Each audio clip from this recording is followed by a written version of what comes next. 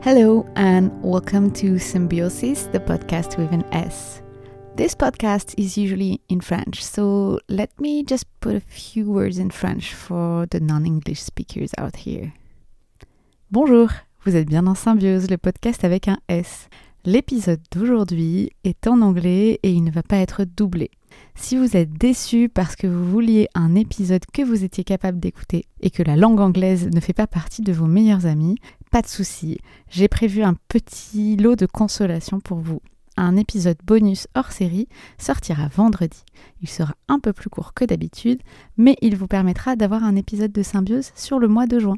Le reste de l'épisode va maintenant se dérouler en anglais.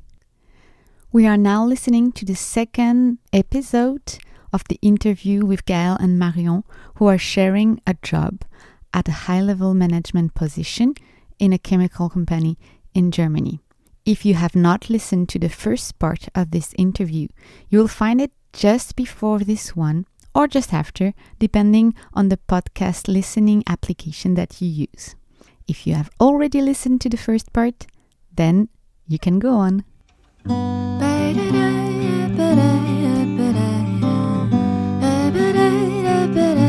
I think if the world was only about rationals, we would not need job sharing, but as the world is made of a combination of emotions and rational facts, it's a very powerful tool. Yes.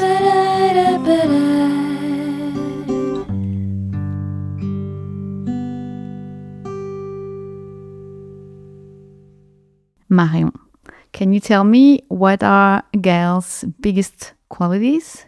Gaëlle is very clear about organizations and responsibilities within organizations. So if a question comes in or a problem needs to be solved, she is extremely fast in understanding who is the stakeholders that need to be addressed, that I need to ask, that I need to involve in order to solve my problem. And also at the same time in delegating and addressing the right person with the delegation. And this is something that I find very impressive. It's things where usually I need some time to really get back to myself, think about it, and then solve it out and address the person. And for her, it's immediately clear. It's a very impressive thing. And also in the way she communicates and she leads people, she's very appreciating in the way she addresses tasks and also in the way she gives feedback. And I love it because it's easy for people to accept what she's saying and to be guided by her and follow her way. Wow, okay. Yes. I will ask the same question. I'm looking forward to answering the question. Marion, you're simply great at understanding the situation in a broader context and not to be derailed by small details and small thing and the big thing. And this is a gift also because you understand and you take the time to understand who are the important stakeholders 360 degrees, which will be relevant to make either the decision or to make the project successful or to have the desired outcome. And that, of course, is very powerful because you automatically prioritize quickly on what matters and what does not matter. So I think this is the first thing. And the second element, which I think is also striking, you said that I give feedback and typically, when things are getting emotional, I'm also getting a bit sarcastic or I'm a bit, hey, man, we are not in the kindergarten right now. And sometimes I cannot prevent myself to let that transpire. And Marion has an ability of formulating it in a completely charming way to get the other side not feeling at all that we are doing it in a sarcastic or in, I would say, in a way where we are just like, do we really need to waste time on that? Which I think is extremely helpful because if you have an emotional topic, you're not going to solve it with sarcasm or with that kind of leverage. You have to be above it. And she manages to do that brilliantly. It's very interesting because, so I've known you before, Gaëlle, And I know that you're someone that's really quick and as you said before, earlier off the mic, you said you're hyperactive and you're very quick on picking up things. That's what you said. I've never met you before, Marion, but what I can feel is that you're someone that's very anchored and very soft. So that's kind of what she said, actually. And I think it reflects on how you both are. And I think beautiful that you were able to see each other and to know each other so well.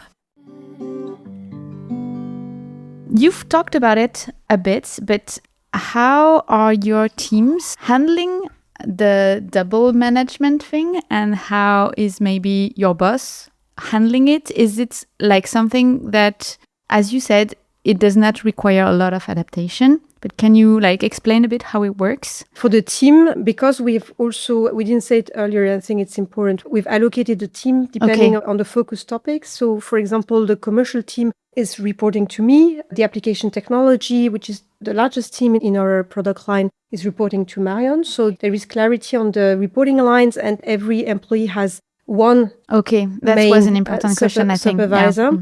That makes it simple for the team, and I'm confident in saying that because we asked the team when we did the the mid-year reviews. That was one of the feedback we asked for, and that was also the feedback that we received, that because we have that clear allocation, they don't really perceive having a double leadership. Yeah, okay. That's really important, I think, because I could start imagining in my head how are the yearly reviews, how do they work? So yeah, the fact that you are not having, because I was wondering if I have two managers, who is going to do my yearly review, so this is actually an important topic. And only one person, so we will not do reviews or yearly or mid-year reviews in a trio constellation. That would be absolutely unfair for the employee. So It's always in a four eyes discussion with one of us.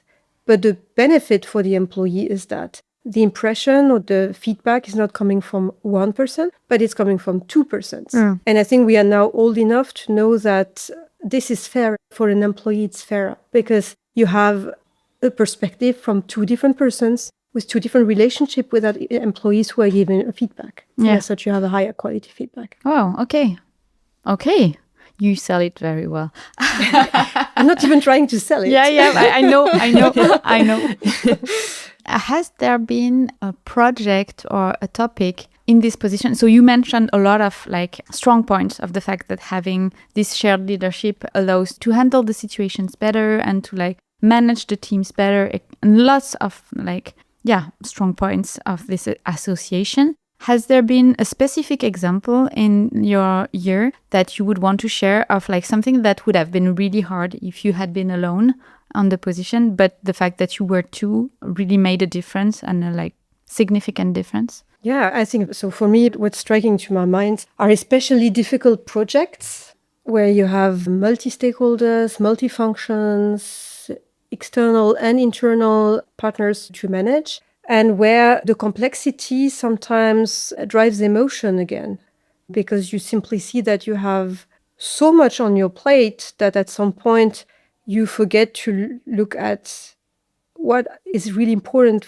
to make the decision or the project happens. And that's not only to be the rational solution, that will also have to do with stakeholders and context. So I think if the world was only about rationals, we would not need job sharing. But as the world is made of a combination of emotions and rational facts, it's a very powerful tool. Yes, and I cannot agree more. So the more stakeholders come in and then the more interfaces you have, the more benefit it has to really reflect with someone else on the whole picture and see how can we drive that forward. Okay. And I had multiple situations where I really felt the power of the tandem and where, talking 5 minutes to Gaëlle solved a situation or a challenge, a problem that I myself maybe would have taken days or even more to really just come out of it. Because sometimes it's so helpful to have someone who's not fully in the situation, but close to the situation, reflect on the situation. And there's a lot of examples for me, and especially in the big projects. This is where I say my life is much easier having a tandem partner at my side. And if you want a concrete example, because it's of course it's always hard to speak about details in this round, but I can give you one detail where we so much benefited, and this was the onboarding time. Okay. We now in 2 jobs had onboarding time together, and we have complementary strength. And usually when you come into a new job, there's things which you know how to do it immediately by your experience and your own competencies. And then there's other things where you are rather, you have a learning curve. And since we are very complementary, we brought in our skills, different skills, into the onboarding phase. So Gaëlle was very quickly into topics that took me much longer because I was confronted with some of them for the first time or just not as experienced, but Gaëlle was very experienced and she immediately jumped in. On the other side, I did that with the topics where I felt really comfortable. And I mean, it's the second onboarding phase we were passing through by the beginning of the year. And both times, I never in my life had so quick onboardings like I did in the tandem. Wow. Okay. That's really powerful. That's a very powerful example. Yes. Thank you. And it's really I can imagine exactly what you say and see it in application. And it's a wonderful thing, when you're in a new job and maybe in small things you feel insecure and you read an email in the afternoon and you go oh, okay, I'm going to sleep over it. And the next morning, you wake up, you open your emails and you see, wow, Gaëlle responded. And the answer perfectly hits the nail, Yeah. It's just, I couldn't have done it better. And it's such a good feeling when wow, task, check mark, next one. Wow. Okay. Yeah. And, wow. Yes. Oh, it makes me want to have this in my life as well. I have nothing to add because this is so true in both directions. Yeah. Now is the time for the music recommendation for this episode. I try to give every duo some kind of a theme song that can represent them and also gives some kind of vibe that comes from the duo. And in this situation, I chose a German music group that sings in English and that you've probably heard of.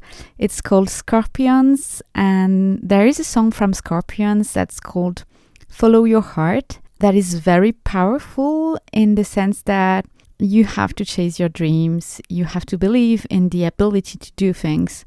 And I think this is so true for Gaëlle and Marion. They managed to chase their dream, they managed to achieve excellence in so many aspects of their lives. That's why I wanted to give them this song as a reference for this episode. And with that, let's dive back into the episode.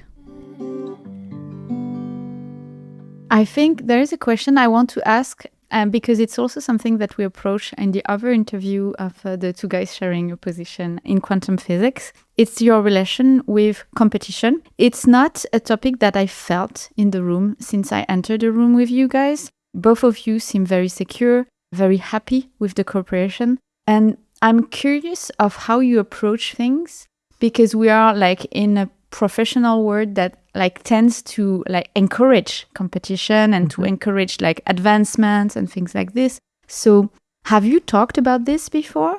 I'm curious. So I think competition is very important and very helpful. And yes, we compete and it's great. Okay. Competition is not necessarily putting the other one down. Mm-hmm. Competition drives you up.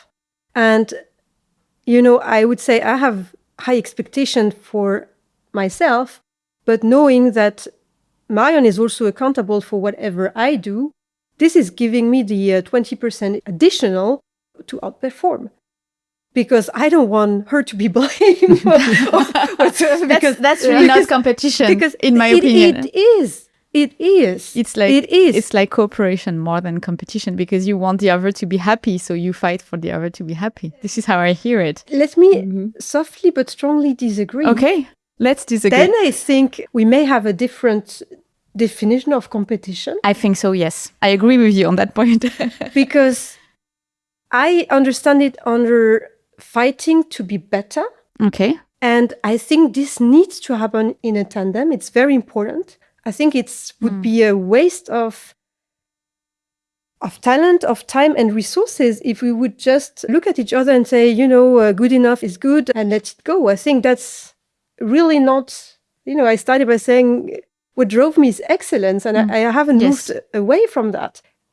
So I think competition understood as striving to give always the best is very healthy. In my mind, as you very adeptly pointed out, is not the same definition of competition. So I really see what you're saying here. I would say that my vision of competition is something that is ultimately putting down the other, like winning over the other, and not a shared benefit, like you just said. So maybe that's why, yeah. Let me put what Gaëlle says into other words. Yeah. It's not out-competing each other. Yeah, I really got that. But really competing together and you're outperforming together. You're on a tandem bike and you're on the Olympics Games and you want to have the gold medal. The way that you're interpreting the word competition would mean we're working against each other within our tandem. And no, that doesn't happen. I know that's not the case. That's not the case. And again, I would love to bring the synonym of the relationship in. Because if you look at it from a perspective of a good relationship, you can ask yourself how much competition does make sense in a relationship. And yes, a little bit, if you know the strengths of each other, a little bit competition can be very empowering and energizing for a relationship.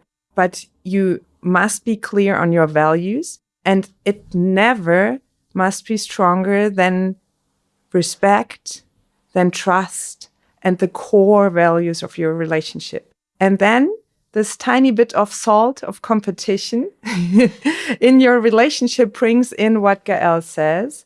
It's really about being the best and about giving the best to make sure you don't let down the other one and you don't let down the tandem. Okay. I think this part of the conversation has been one of my favorites in all the interviews that I've done so far. So thank you both for that insight. It was really But I think it awesome. comes to a very ground principle and ground value. And I think this is maybe something that deserves to be spoken out. You always have two ways of being excellent and better than others. You can either strive to be yourself better and grow and do things better, or you can push the other one down. I think if your strategy is put the other one down, you're the wrong person to work in a tandem to start with. And as long as then you are on whatever I do it to be better, either yourself or the other person in the tandem or the tandem as a whole, to me, this is a very vague, I don't really care who in the tandem gets better if it's the tandem as a whole. The important thing is that we deliver the excellence out of that constellation. Yeah, that's really clear. And I really love the fact that you underlined it again and reformulated again so that everyone understands what we're saying right now, because it's, I think, the base of the philosophy of why I created this podcast is explaining that there are different ways to interact with each other as humans. And the word competition I would never have used to describe the relationship that you guys described, and the fact that getting to the top for me is not competition. I would call it love. But that's a different we can have this discussion off the mic.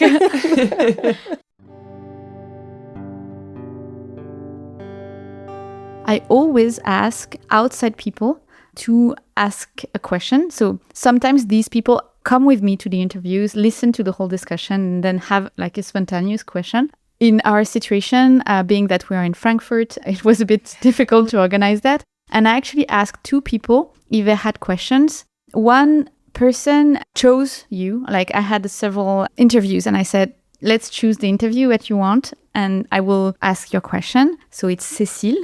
And the other person, I contacted her and say, I'm going to interview two people at Evonik and they are in a shared VP position and you are raw material purchaser. So in cosmetics, so you probably know like the company and everything. So I'm wondering if you have a question. And the funny thing is, and so this other person is Kat. And the funny thing is they both asked the same question.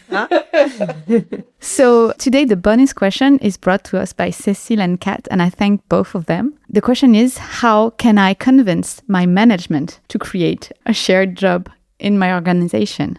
I will start, and I'm sure that you will have then the depth in the answer. We had to convince our employer for this model, and it took us almost 2 years. Oh, wow. To do that. So just to put it in scale, that was not an easy run. And we did meet many senior executives at the company. And one of them remains very present to my mind. So he was per se not an opponent to job sharing, but an extremely rational, pragmatic senior HR person.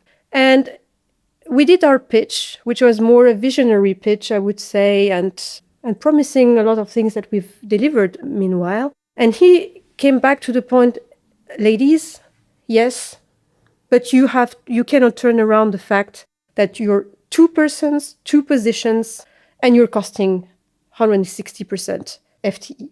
And that in a context where a company is saving costs and everyone is looking at number of positions, is not the best timing to do that. And I'm allowing to generalize. At the moment, the chemical industry is suffering for many reasons, geopolitically driven, but not only, also structurally I would say driven. many industries have I would say that this statement is very fair and does not apply only to our company. So I think anyone who is trying now a shared leadership concept will face the same pushback. And that was very helpful for us to really bring the argumentation back to costs.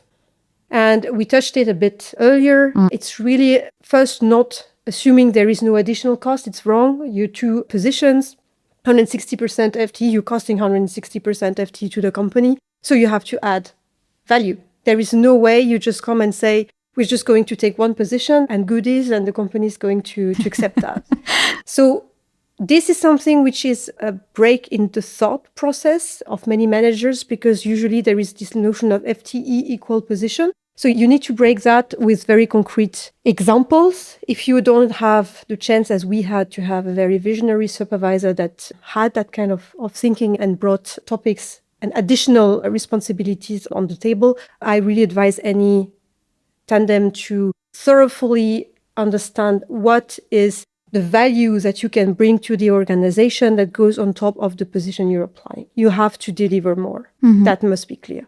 Yeah. And Gaëlle described it very well. It was a way that we went together. It was a journey. And there were, I think, a lot of some key success factors to that. The first thing is that we went that way together. So if I could give an advice to Cécile and Kat, it's easier to already know or envision whom you want to be a tandem with and really go the path forward together rather than convincing someone else to maybe bring you together. But also that route has a chance of succeeding. The main key factors is don't let anybody bring you down. It's, you're doing something which unfortunately not is standard throughout the industry yet.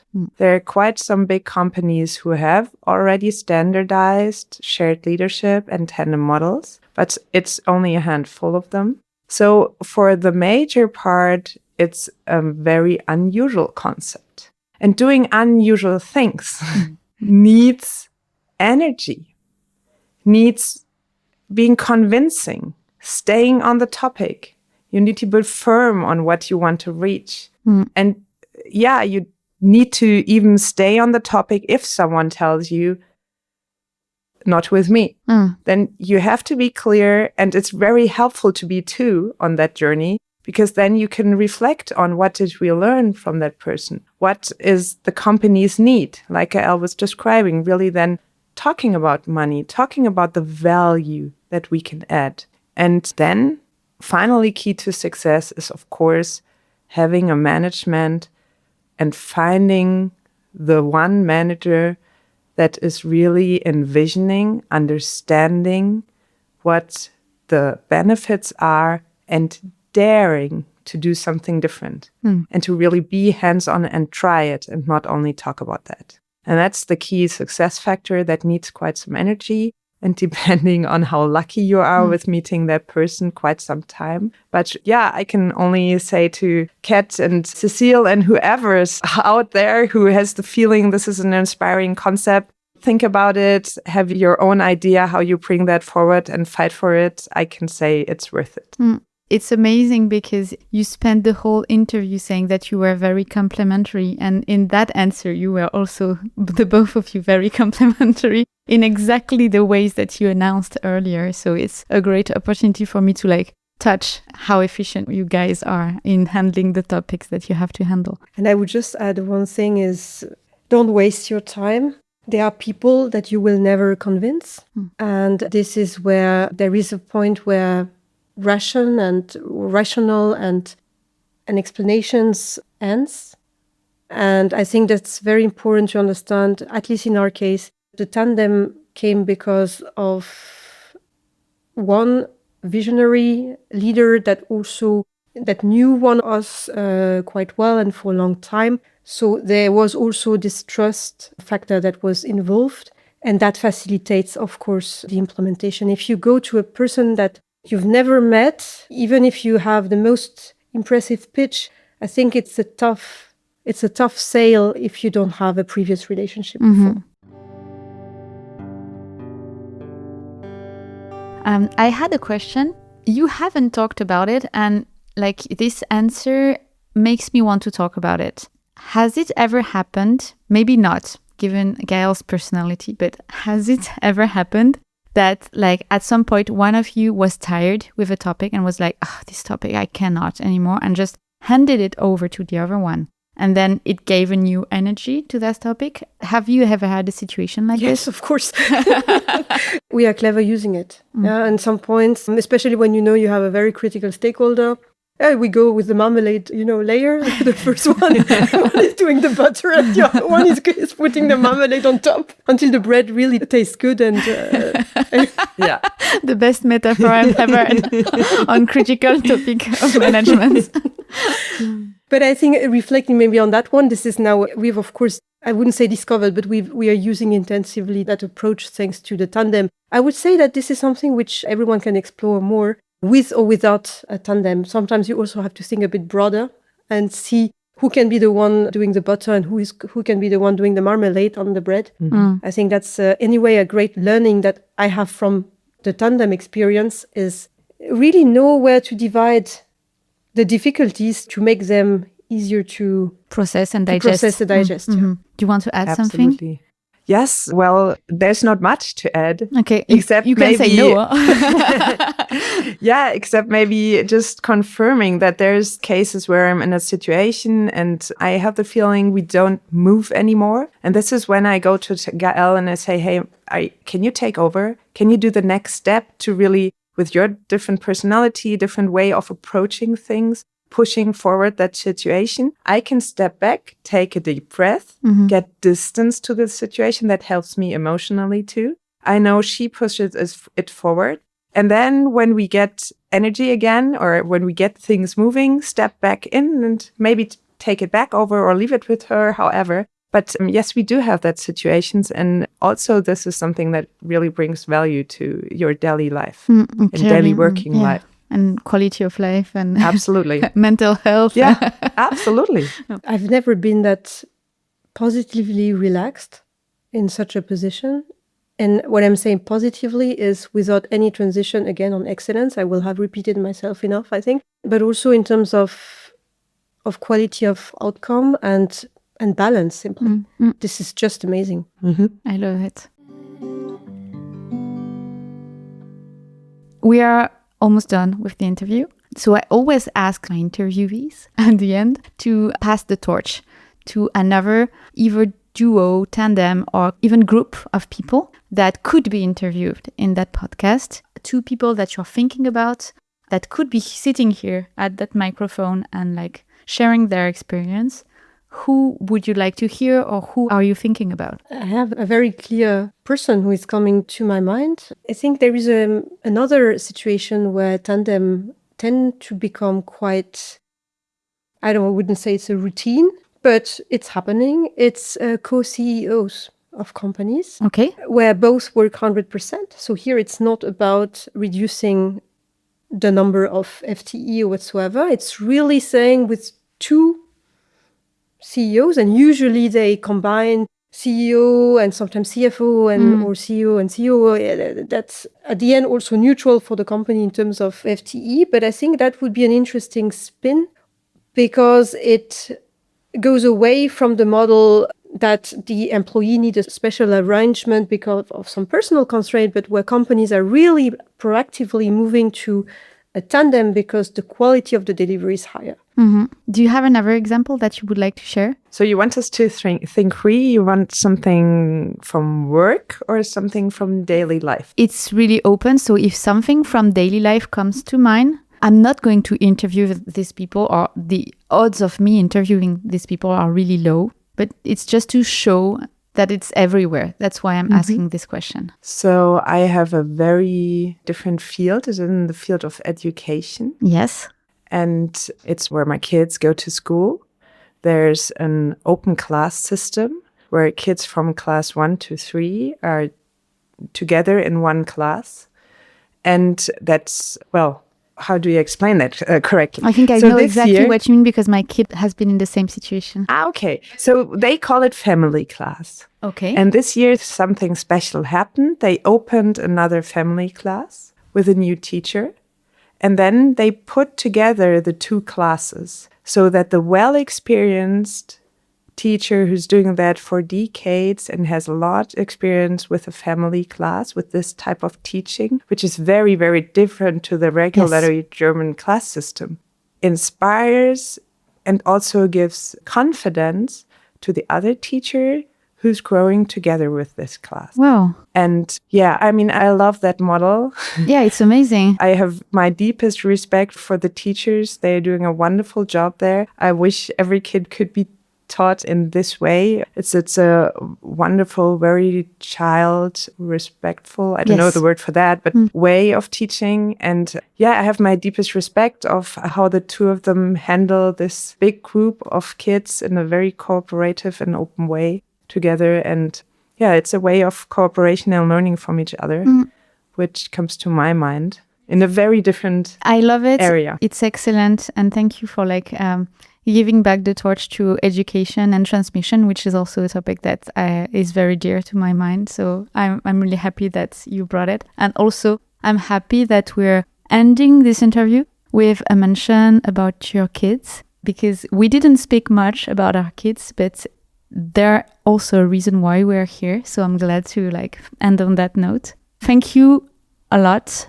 Thank you so much, ladies, for sharing your time with me and with everyone listening to that podcast. I really hope what you said and what you explained today about your cooperation will inspire a lot of people to think about it in their companies, to think about it for their position or future position. So I'm really glad that you guys took the time out of your busy lives to do this, and I wish you the best for the future. Thank you so much. Amadine. Thank you so much for listening to this episode of Symbioses. I hope you liked them. To be 100% transparent, English episodes are not going to be the norm here. So usually I ask people to subscribe, but I want to be very frank that the next episodes will be in French for some time. You can always subscribe if you liked it, because I do not exclude the fact that you will have English episodes in the future. If you are a French-speaking person, kudos to you for making it to this point and for listening to 2 episodes in English. I really appreciate it. If you want to find the links or recommendations that I'm making in these episodes, you can go to the description, or if you want a bit more, you can go to the Substack article that's linked in the description. You can support this podcast by subscribing, putting hearts, putting stars, leaving a comment. I will really appreciate it. And also talk about it to the people you know, people who might have interest in what we discussed today. For the future, as I said, next episode will be tomorrow if you're listening this on the airing day, and it will be in French. It will be a little bonus track. And then the next episode will also be a bit special because it will be recorded in video. So see you very soon and thank you. Bye bye.